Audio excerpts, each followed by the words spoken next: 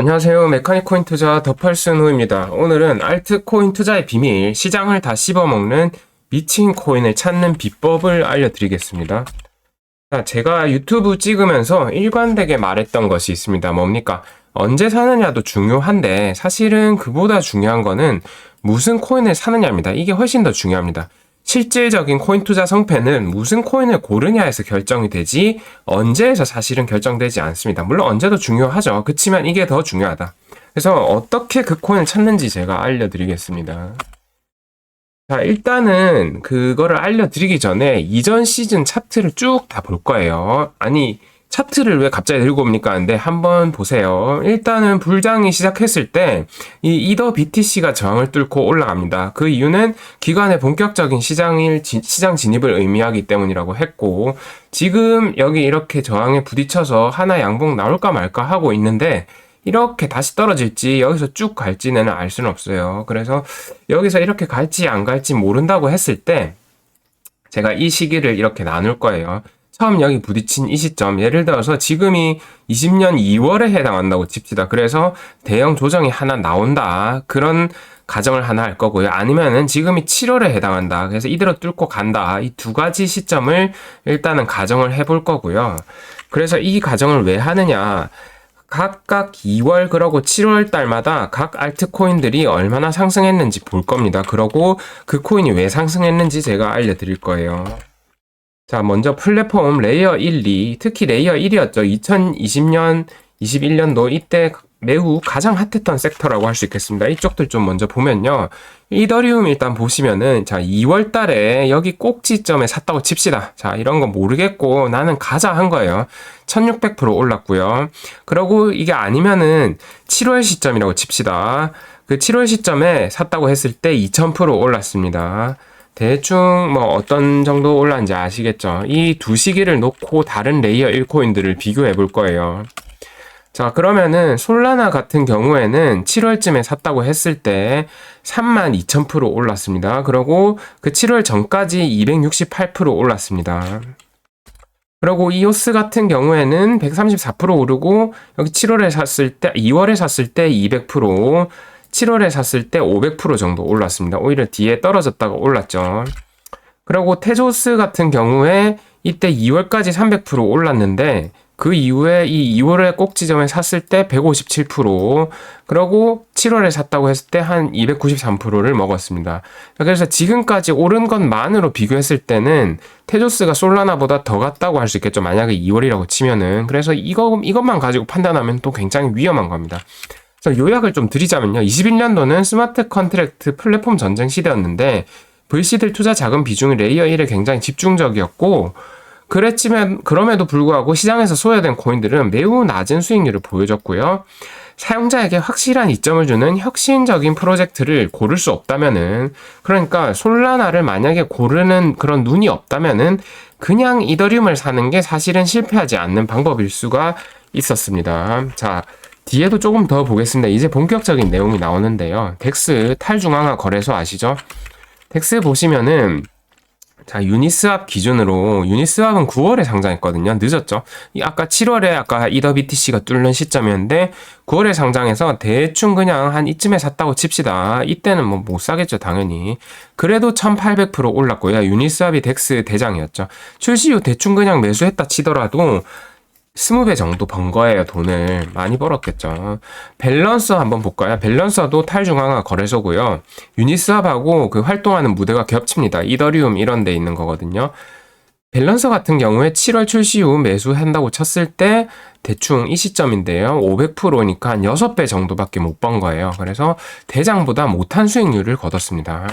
자, 이번엔 팬케이크 쏴 볼까요? 얘네도 조금 늦게 출시했는데, 자, 11월 달에 이때쯤 대충 샀다고 칩시다. 그러면은 19,900% 올랐어요. 팬케이크 스왑은 거의 20,000%죠. 그래서 지금 이게 시사하는 바가 뭐냐? 덱스가 20년도에 새롭게 등장한 섹터인데 레이어 1만큼 자금이 많이 몰리지 않았고 1위 쏠림이 사실 심각하게 일어났는데요. 이더리움에 있는 다른 덱스들 봤을 때 유니스왑 외에는 상승률이 굉장히 낮습니다. 자, 그런데 BSC 체인, 바이낸스 체인을 집중적으로 활동 모델로 삼았던 팬케이크 스왑 있죠. 이거는 폭발적 상승률 기록했습니다. 자, 그래서 뭐가 중요하느냐 했을 때 이 대장 코인하고 사업 범위가 겹치는지를 확인하는 것도 중요합니다. 탈중앙화 거래소라는 게 거의 필수적으로 필요한데 이더리움 위주로 활동을 하잖아요. 유니스왑이. 그러다 보니까 이 사업 범위가 바이낸스 체인에서 1위에 해당하는 팬케이크 스왑이 또 많이 오른 겁니다. 아시겠죠? 그런데 단순하게 이더리움 체인에 있는 다른 밸런서 같은 거를 골랐으면 돈을 하나도 못 벌었겠죠. 네. 그리고 대출 한번 보겠습니다. 대출은 보시면은 1000% 오른 시점에 조정도 안 기다리고 그냥 사도 18,900% 올랐습니다. 10배 올랐거든요. 이때 에이브가. 근데 그냥 이때 완전히 그냥 가자 했어도 그래도 18,000% 번 거예요. 대박이죠. 그러고 나서 만약에 7월 달에 샀다고 칩시다. 그러니까 7월 시점이었다고 치고 지금이 그러면 4,000% 오른 거예요. 그래서 에이브가 이더리움에 있는 대출 D앱 대장이죠. 그래서 어마어마하게 올랐고요. 이 이더리움에 있는 대출 프로토콜 디파이가 이때 처음 나와서 굉장한 혁신이었기 때문에 이만큼 올랐다고요. 그리고 컴파운드 같은 경우에 2위죠. 7월에 매수 가정했을 때 438%밖에 안 올랐습니다. 그래서 이것도 대장이 아닌 애는 좀 덜 올랐다. 대장과 활동 범위, 체인이 겹치는 애들은. 여기 보시면 비너스 프로토콜이고요. 얘네도 조금 늦게 출시했어요. 10월 달에 출시했는데 5,500% 올랐습니다. 자, 비슷하죠. 뭡니까? 1위인 에이브의 경우 압도적 수익률 일단 보여줬고요. 16만 %, 최저점 대비 최고점. 에이브와 사업 범위가 겹치는 컴파운드는 낮은 수익률이고요. 1,300%. 아까 7월 그 기준 말고 최저점 기준으로 했을 때요. 이 XVS가 비너스 프로토콜인데요. 바이낸스 체인의 대출 프로토콜 대장이거든요. 그러니까 이거는 에이브랑 따로 계산해줘야겠죠. 바이낸스에 있는 애니까. 사업 범위가 겹치지 않기 때문에 5,500%라는 높은 상승률 기록했고 대출 프로토콜 평균이 2만 %거든요. 그러니까 에이브가 16만 %로 완전 멱살 캐리한 거고 나머지 애들은 다 빌빌거린 겁니다. 그래서 덜 같다고 이더리움에서 활동하는 다른 대출 프로토콜에 여러분이 투자를 했다고 치면은 돈을 거의 못 벌었겠죠. 근데 만약에 운 좋게 나는 몰랐지만은 케이크 같은데 투자를 했으면은 많이 벌 수도 있었겠죠. 케이크가 아니라 비너스 같은 걸 투자했으면은 엄청 벌 수도 있었겠죠. 자, 합성자산 한번 보겠습니다. 합성자산 신세틱스고요. 신세틱스가 이때 2월 전에 이미 4,000% 올랐어요. 대박이죠. 그러고 2월에 가자 외쳤어도 2800%니까 거의 30배 먹었고요. 7월 시점에 만약에 가자 했어도 16배 오른 겁니다. 이미 이때 4300% 올랐지만 그 뒤로 또 2800% 올랐다. 자, SNX는 당시 시장에 없던 신기술을 가지고 나온 프로토콜이었고요. 최초였죠. 최초의 출시였고 당시 사용자들이 느끼고 있던 문제점, 이 유동성 부정 문제, 디파이의 유동성 부정 문제를 일정 부분 해결해줬기 때문에 폭발적인 수요가 발생했습니다. 그래서 제가 이걸 쭉 요약을 해봤습니다. 자, 1번 제일 중요합니다. 만약에 잘 모르겠으면은 그냥 대장 사면은 그 섹터 평균 수익률, 중간 정도 수익률은 보장합니다. 그래서 대장을 사라 하는 건 이겁니다. 대장과 서비스 체인이 겹치지 않는다면은 후발주자 코인도 좋습니다. 이것도 알고 계시면 좋겠죠. 에이브하고 팬케이크 스왑하고 뭐 비너스 프로토콜, 유니스왑 이런 사례들을 봤을 때 가장 폭발적인 상승은 사용자들이 느끼고 있던 문제점을 해결해주는 신기술을 탑재한 그 대장 코인에서 나온다. 이렇게 했죠. 이런 것들은 절대로 차트로 알 수 없습니다. 아까 보셨죠?